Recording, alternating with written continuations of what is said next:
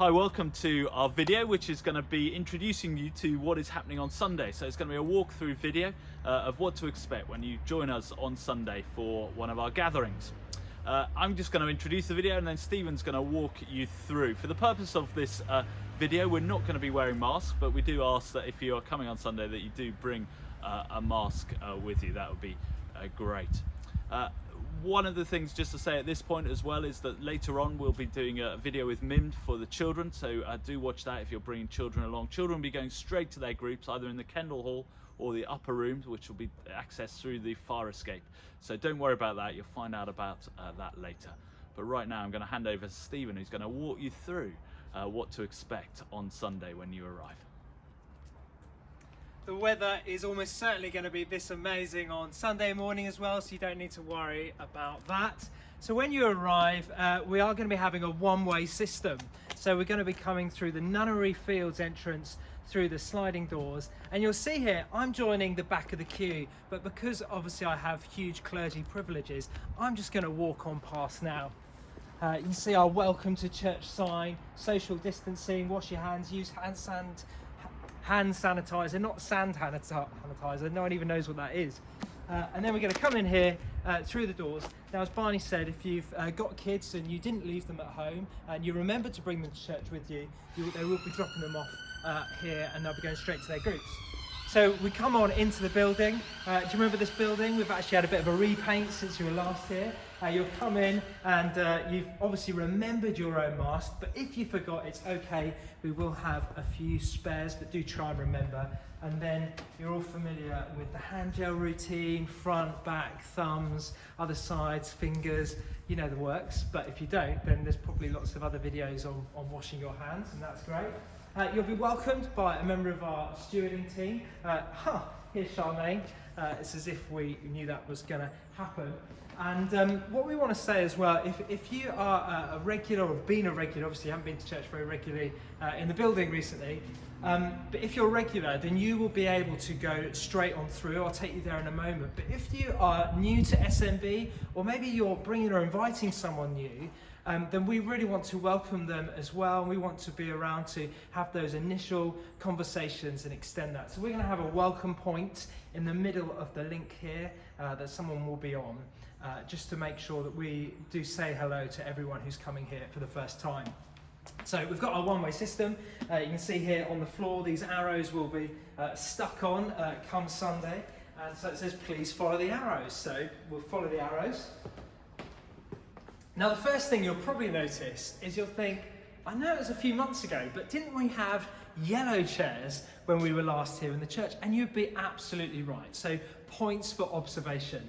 We have our brown chairs from the Kendall Hall because they are easier to wipe and clean between services. That's the only reason. It wasn't a design thing or a colour scheme, none of that. So we come on in and you'll see that most of the chairs are in pairs. There's sort of different reasons why we've done that. Now you might say, well, I'm only coming to church by myself, and that's fine if you just sit in one chair by yourself, that is fine. But if there's someone else who's maybe coming by themselves and you were going to bubble with them or join with them, then you could agree to sit with them for church as well. And that will just be able to increase our capacity as well. I think we can have something like up to 82 if everyone sat in these chairs. So you will come on straight through and find a chair. We're going to ask, if possible, you can fill up from towards the front. That'll be really helpful. That way people aren't crossing over each other as much as well. And yeah, just try not to sort of have those longer conversations with people. Try and stay socially distanced as much as possible. And then you'll come in ready for our 45-minute service. And Barney will be preaching at our main services this Sunday. So I'm going to leave you now with Barney for a minute. So obviously our services on Sunday are going to be a bit different, and right away I've said services rather than gathering, as I mentioned in my letter, but our gatherings are going to be slightly different. There'll be no sung worship, but that doesn't mean we can't worship. So we're going to have to be creative, we're going to have to use things that we don't normally use as a church. But we are really excited about gathering as the people of God to worship together. Our services are going to be at 9:30 and 11 o'clock. And the 11 o'clock one is going to be streamed still, because we know that some people still aren't able to join us, and that's the right thing for them to remain isolated. But we're going to stream the 11 o'clock service so you can feel as though you're part of the fellowship here.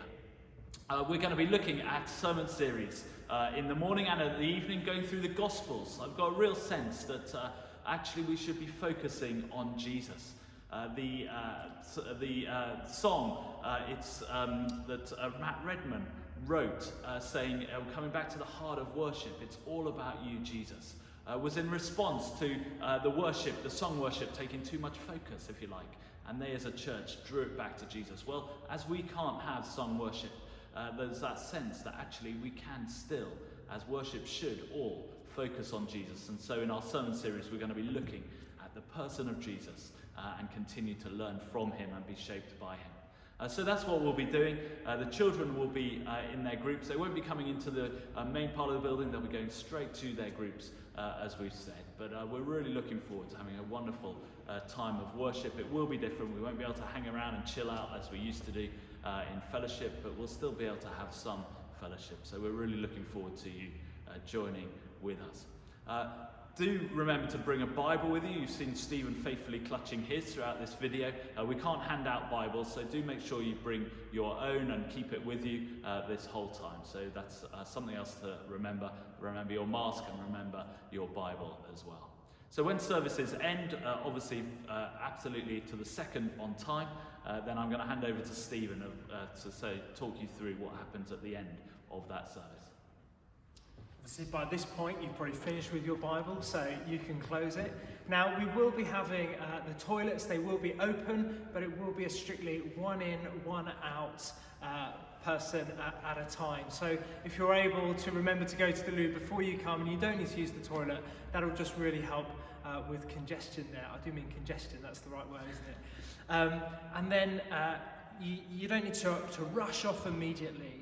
But we will be having, obviously, extra services. We will have to clean the seats. So there will come a point where we encourage people to move on out of the building and enjoy the rest of your day. So we are so looking forward to seeing you on Sunday. And very soon, it'll be good to see you. So see you on Sunday.